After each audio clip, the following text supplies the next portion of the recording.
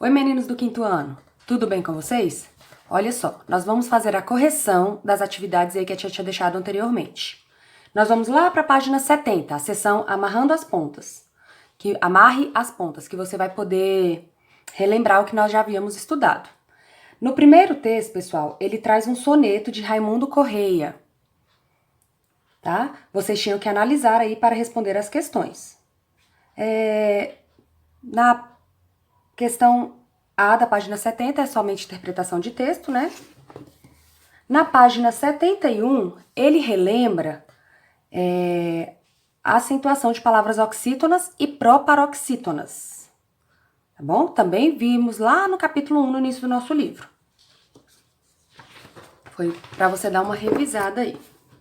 Na página 72, pessoal, ele traz uma piada de origem popular. Mais uma vez, é importante lembrar que, para esse gênero, você precisa identificar o humor da piada. Porque este é o elemento central, tá certo? Nas atividades 4 e 5, ele traz o uso do X e do CH. A tia vai colocar questões referentes a isso na nossa avaliação, tá bom, pessoal? E o que acontece? Lembre-se sempre da questão da sonoridade. O X, em alguns momentos, ele traz sons de outras letras, né? Ele traz o sonzinho de Z, o som de S, e você precisa ficar atento a essas questões, tá bom? Página 73, vem reforçar o conhecimento de vocês acerca de verbetes de dicionários. Vamos lembrar os elementos aí, né? Porque ele fala das acepções. Até na 74, ele vai falar das acepções da palavra, ou seja, o significado. Quando ela vem com, na letra A da questão 7, página 74, ele pergunta sobre a palavra choro.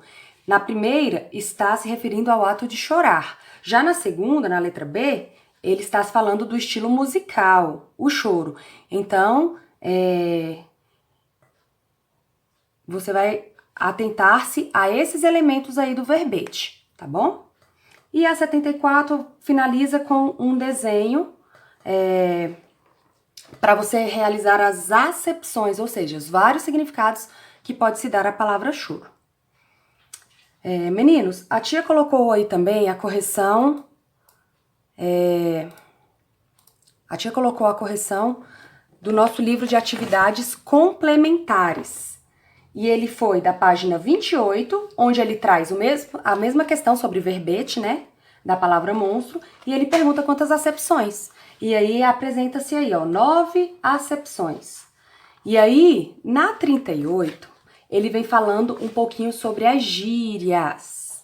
As gírias fazem parte da fala cotidiana dos brasileiros, principalmente dos mais jovens.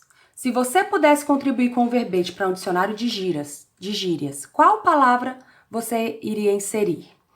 Então, ele te dá um exemplo aí com a palavra partiu, não é mesmo?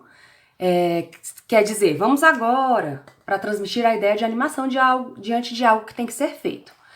Agora, você vai fazer um verbete, só que antes disso, na página 29 aí do seu livro, você precisa planejar o seguinte: a gíria, que vai ser a própria palavra, ou seja, a partir dela é que você vai fazer as acepções e todo o resto. Lembre-se de que o texto do verbete deve ser objetivo, descritivo e explicativo. Não pode ter opiniões pessoais, né? Então você não vai colocar as expressões eu acho, nós achamos isso. Então você vai evitar esses usos aí dessas colocações pessoais, tá bom? Na 30, pessoal, para encerrar, fala do verbete poético. E olha só, é composto de forma mais livre que o verbete comum e o verbete técnico. Ele apresenta o ponto de vista do escritor sobre as palavras, fazendo uso de figurações ou metáforas. Olha só, quando a tia fala assim, por exemplo, minha aluna Heloísa é uma flor. A tia está se referindo a Elo como uma... Quando a gente fala de flor, a gente lembra de algo delicado, não é mesmo? Então, fazer metáfora é isso. Vocês vão ver, inclusive, após essa atividade aqui, da página 30, vocês vão ter que fazer o seguinte, né? Você vai pegar a palavra que ele destacou e vai construir um verbete poético. Ou seja, você vai usar essas palavras dessa forma que a tia colocou aí. Né? Você pode fazer metáfora, usar a figura, o sentido figurado, tá bom? Com relação à palavra cócegas, caracol e impossível. E isso, pessoal, já vem um pouquinho puxando também para nossa aula de redação. Na aula de redação de hoje, você vai justamente redigir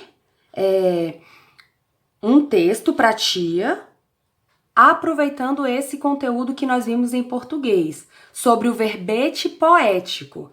Você vai justamente ter essa liberdade maior na sua escrita e vai usar as palavras que a tia já explicou, no sentido figurado ou com as metáforas, tá bom? E você vai redigir um texto sobre o aniversário de Brasília, já que foi ontem, né, essa data. Tá bom? Então, na aula de redação de hoje, essa é a proposta. Peguem, façam o rascunho e somente depois passem a limpo. Tá bom? Beijo!